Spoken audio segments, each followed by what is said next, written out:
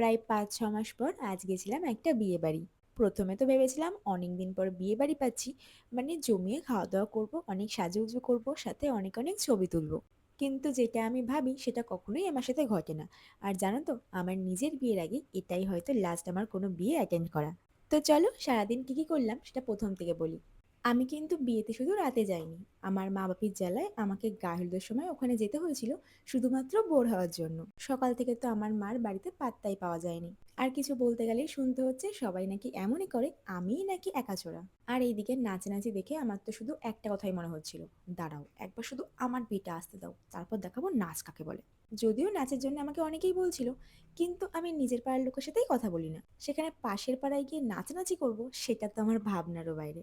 Seriously ওখানে আমি এত বড় হচ্ছিলাম যে যখন আমার বাড়ির সামনে থেকে ঘুরছিল তখন টুক করে আমি বাড়ি চলে এসেছি। এবার সন্ধ্যের দিকে আমার মাথায় আসলো যে বিয়ে বাড়িতে আমি কি শাড়ি পরে যাব সেটা এখনো ঠিকই করিনি।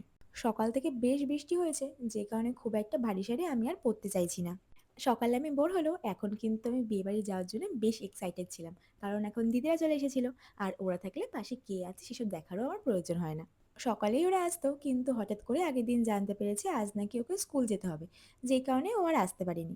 লেট হয়ে যাচ্ছে বলে সবাই এমন তাড়াহুড়ো করছিল যে আমি যেভাবে শাড়ি পরবো ভেবেছিলাম সেভাবে আর পরতে পারিনি। সিম্পলভাবে শাড়ি পরে এখন বেরোতে হচ্ছে। আরে দাঁড়াও, আমি তখনও বলিনি যে আমরা কার বিয়েতে যাচ্ছি। আমার বাপির এক বন্ধুর মেয়ের বিয়ে, যেটা আমাদের পাশের পাড়াতেই। কয়েকদিন আগে ওকে আইবুড়ো ভাতও খাইয়েছিলাম, তখনও কোনো ভিডিও করা হয়নি। আর দুপুরবেলা গারদের সময় ওর কোনো ভিডিও করা হয়নি, যে কারণে তোমরা এখনো পর্যন্ত ওর মুখই দেখোনি। কিন্তু বিয়ে বাড়িতে ঢুকে শুনলাম এখনো পর্যন্ত ও রেডি হয়নি, যে কারণে ওখান থেকে বেরিয়ে আমরা চলে এসেছিলাম ফুচকা খেতে। জানো তো, আমি যে শাড়িটা পরেছি এটা প্রায় ২-৩ বছর আগের শাড়ি।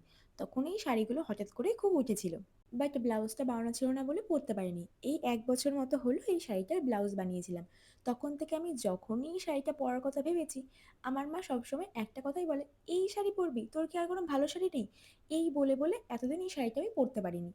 আর আজ এটা পরার পর আমার শুধু মনে হচ্ছিল, ইস কেন এত সুন্দর শাড়িটা আমি এতদিন পরিনি। আজকেও ১ম দিকে বলছিল, "এই শাড়িটা কেন পরছিস?" কিন্তু পরে আবার ভাবলো কাদার মধ্যে ভারী শাড়ি পরলে নিজেকেই তো কাচতে হবে। তাই এই শাড়ি যখন পরলাম কিছু আর বলল না। এবার তোমাদেরকে বলি আজকে বিয়েবাড়িতে সবথেকে বড় দুঃখ আমার কোনটা ছিল। আসলে আমি খেতে ভালোবাসি কিন্তু বেশি খেতে পারি না। আর বিয়েবাড়ি ঢুকেই তো ১ম এ ফুচকা, কফি, পকোড়া এত কিছু খেয়ে পেটটা পুরো ভরিয়ে দিয়েছিলাম। এর মধ্যে দিদি শুরু করেছে, "চল খেতে বসবো।" অনেক কষ্টে ১ম এ কিছুক্ষণ আটকে রেখেছিলাম, তারপরে আর আটকাতে পারিনি। ৬টা থেকে ৭টার মধ্যেই ওর খেয়ে নেওয়ার অভ্যাস আছে, তাই ১০টার সময় তো ওর পেটে ছুঁচো দৌড়াবেই। তার মধ্যে রাতেই ওরা বাড়ি চলে যাবে, কাল সকাল দিদির স্কুল আছে, দাদার অফিস আছে। তাই ওরা বেশি লেট একদমই করতে চাইছিল না। এদিকে আমার আর মার তো একটুও খিদে পায়নি, পেটটা পুরো জাম ছিল। তার মধ্যেই ওদের জ্বালায় আমাদেরকে খেতে বসতে হয়েছে। কত শখ ছিল বিয়ে বাড়িতে একটুখানি ভালো মন্দ খাবো, কিন্তু সেই শখে আমার দিদির জল ঢেলে দিয়েছে। আমি তো বলেই দিয়েছি পরে একদিন আমাকে রান্না করে খাওয়াবি, আমি এখানে একটুও ভালো করে খেতে পারিনি। দু একটা জিনিসই নিয়েছিলাম খাওয়ার জন্য, যেটাও পুরোটা না খেয়ে হাফ হাফ খেয়ে মার পাতে তুলে দিয়েছিলাম। এমনিও আমার একটু স্বভাব আছে, আমার পাশে যেই বসে সে সবসময় আমার পাত থেকে কিছু না কিছু পেতেই থাকে।